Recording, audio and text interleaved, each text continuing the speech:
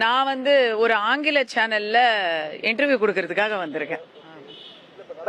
Actually இங்க வந்து swearing இன் நடக்க போகுது இன்னைக்கு அப்படின்னு நினைச்சு எல்லா ஆங்கில சேனல்களும் வந்து அதை ஃபுல் கவரேஜ் பண்ணுவாங்க. அந்த கவரேஜ்ல நான் கமெண்ட் பண்றதுக்காக வந்திருக்கேன்.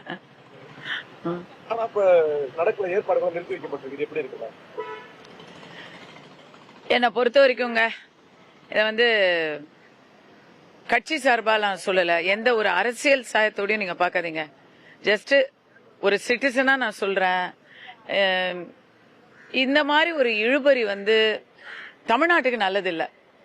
ஆமான்னு சொல்லணும், இல்ல இல்லன்னு சொல்லணும். மக்கள் ஓட்டு போட்டுட்டு காத்துட்டே இருக்காங்க. 4ஆம் தேதி ரிசல்ட் வந்துருச்சு, பார்த்தா இதோ இன்னைக்கு 9ஆம் தேதி ஆயிடுச்சு. நாளைக்குள்ள ஒரு முடிவு தெரியலன்னா பிரசிடென்ட்ஸ் ரூல் வந்துடும். இந்த மாதிரி ஒரு சிச்சுவேஷனை அவாய்ட் பண்றது தமிழ்நாட்டுக்கு நல்லதுங்கிறது என்னுடைய தனிப்பட்ட கருத்து. நடக்கிற சூழ்நிலை பார்க்கும்போது உங்களுடைய எண்ணம் என்னவா இருக்கு? நீங்க வந்து விஜய்க்கு இந்த விஷயத்தை பொறுத்த வரைக்கும் ஆதரவு தருவீங்க அப்படி சொல்லுங்க. இல்ல, என்னை பொறுத்த வரைக்கும் தமிழ்நாட்டுல ஓட்டு விகிதமும் சரி, சீட்டு விகிதமும் சரி, விஜய் அவர்களுக்கு மக்கள் வந்து ஒரு பெரிய ஆதரவை கொடுத்திருக்கிறாங்க. அப்படி இருக்கும் பொழுது கூட்டணி கட்சியால தானே இப்ப பிரச்சனை. என்ன கேட்டா விஜய் அவர்கள் இந்த கூட்டணி எல்லாம் அலையாம நேரடியா வந்து தனியாவே ஃப்ளோர் டெஸ்ட் அட்டென்ட் பண்ணட்டும், பாத்துட்டோம், தனியாவே பண்ணட்டும். இதுக்கு முன்னாடி வரலாற்றுல அதுவும் நடந்திருக்கு, அதே பெட்ரு.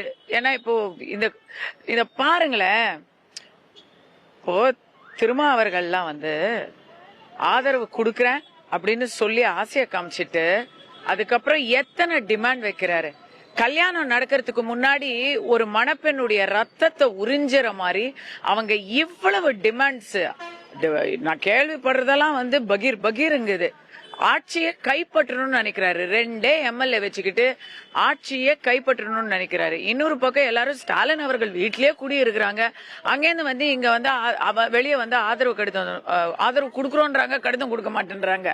எல்லாம் துரந்தர் வேலையா இருக்குதுங்க. இதை வச்சுட்டு இவர் எப்படிங்க 5 வருஷம் வந்து நல்லாட்சி தர முடியும்? அதை விட இவங்க எல்லாரையும் குடிமுழுக்குங்க, தனியா வாங்க.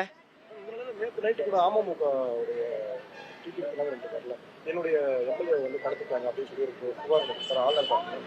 அதுக்கப்புறம் பாத்தீங்கன்னா விஜய் தரப்பு வந்து இல்ல நாங்க கடத்தலாம் நினைச்சிட்டு ஒரு வீடியோ வெளியிட்டாங்க. அந்த வீடியோவை வெளியிட்டு இருக்காங்க பாருங்க. அது வரைக்கும் கூட நான் தாவேக்காவையும் விஜய நான் நேரடியா தாக்கல. ஆனா அவங்க கட்சியில இருக்கிற வியாபாரிகள் வந்து எக்ஸ்போஸ் ஆகுறாங்க. தாவேக்கா எதுக்காக நம்ம மக்கள் ஓட்டு போட்டிருக்கிறாங்க? மாற்றம் வரணும், முந்தைய திமுக ஆட்சியின் ஊழலும் அச்சுறுத்தலும் பாதுகாப்பின்மையும் இருக்கக்கூடாதுங்கிறதுக்காக ஓட்டு போட்டிருக்காங்க. ஆனா நீங்க வீடியோ விட்டுருக்கீங்க, தாவேக்கா தரப்புல இருந்து வீடியோ விட்டுருக்கீங்க. அமமுக எம்எல்ஏவை தூக்கி அவருக்கு நீங்க பொருளாதார ரீதியிலயோ இல்ல அச்சுறுத்தலோ என்ன பண்ணிய தெரியல தூக்கி இருக்கீங்க. அவர் கையெழுத்து போடுறாரு, அந்த வீடியோவை எடுத்து நீங்களே விடுறீங்க. அப்புறம் உங்களுக்கும் முன்னேறி இருந்த ஆட்சிக்கும் என்னங்க வித்தியாசம்? எனக்கு அது ரொம்ப அதிர்ச்சியா இருந்தது. உங்க மேல இப்போ நான் வந்து வேற கட்சிங்க, ஆனா மத்த எல்லாரும் மக்கள் வந்து உங்க மேல ஒரு நம்பிக்கை வச்சிருக்காங்க. நீங்க நேர்மையா இருப்பீங்கன்னு நினைச்சுதாங்க உங்களுக்கு ஓட்டு போட்டிருக்காங்க.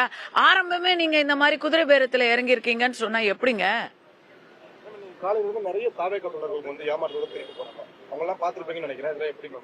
அவங்க எல்லாம் செய்திகள் கவனிக்கிறது இல்ல, அதுதான் அவங்க ரேஞ்சு.